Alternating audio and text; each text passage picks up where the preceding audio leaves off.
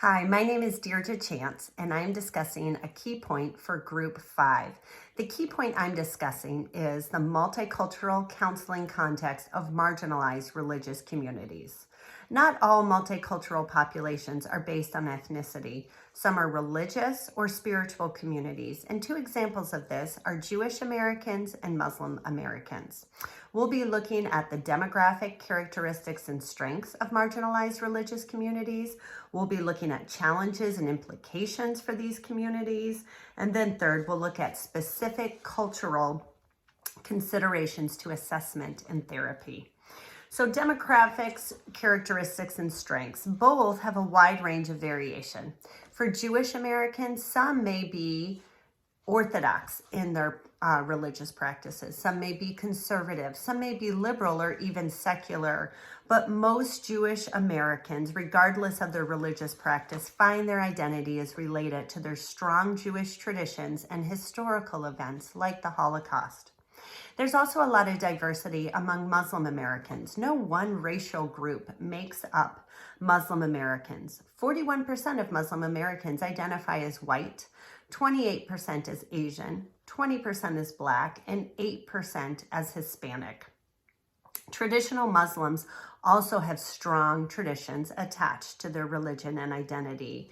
The ritual of praying 5 times a day, as well as fasting during the month of Ramadan. There can be challenges and implications for counseling for both these marginalized religious communities. Both Muslims and Jews have a strong faith, and they may be reluctant to seek treatment because it may imply a weakness of their faith. There may just be a social stigma in their community if they receive mental health services, or they may perceive that a counselor who is not of their same population will be unable to relate to their lived experiences, especially those experiences of prejudice and discrimination.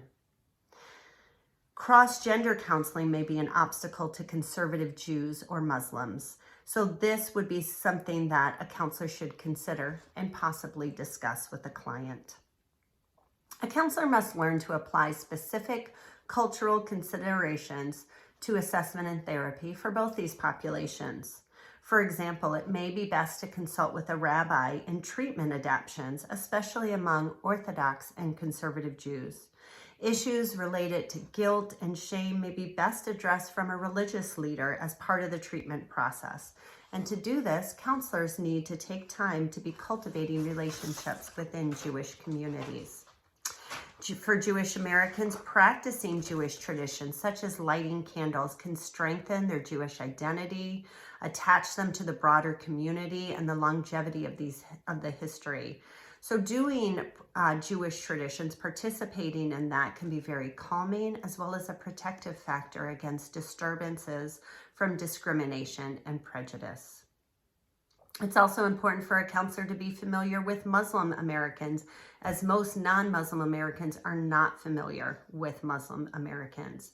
And this is important so that a counselor can take into consideration expectations or practices that would not be appropriate for Muslim Americans, such as scheduling appointments on religious holidays.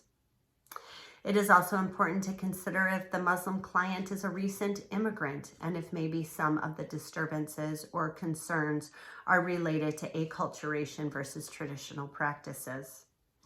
Counselors should also be culturally humble themselves and be aware of their own biases, stereotypes, or assumptions when working with either population. They should be familiar with both the population, yet account for the diversity amongst both groups. And at the same time, the counselor needs to consider the individual for their own attributes as well. As a counselor, it's important to not only understand these populations, but also to incorporate the client's religious practices and traditions. This is part of treating Jewish and Muslim clients with dignity and seeking their welfare. Counselors are called to do this by the American Counseling Association's Code of Ethics. Specifically, the Code of Ethics encourages or directs the counselor to incorporate a client's spiritual community into therapeutic practices in standard A.1.D. It states, Counselors recognize that support networks hold various meanings in the lives of clients and consider enlisting the support, understanding, and involvement of others, for example, religious, spiritual, and community leaders.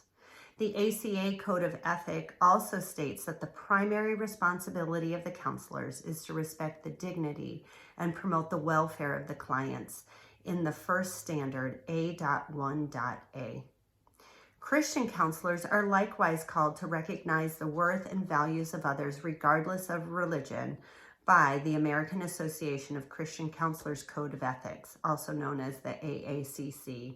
In Standard 1-510, it specifically states, affirming the worth and value of others, Christian counselors recognize and acknowledge that all people have been created in the image of a holy God, and therefore all clients have innate rights to be valued and respected, to receive ethical care, and to be treated with the utmost dignity. The AACC expands on including spirituality and dignity of the client even more in Standard 1-530 on the section working with persons of different faiths, religions, and values. Counselors work to understand the client's belief system, always maintain respect for the client, and strive to understand when faith and value issues are important to the client. Counselors may share their own faith, but only as a legitimate function of self-disclosure. These ethic codes also align with biblical mandates. In Titus 3:1-2, Christians are called to be ready for every good work, to speak evil of no one, to avoid quarreling, to be gentle, and to show perfect courtesy toward all people.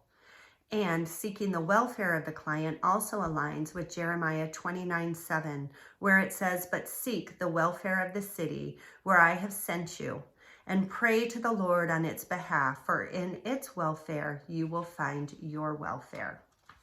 Thank you, and here are my references.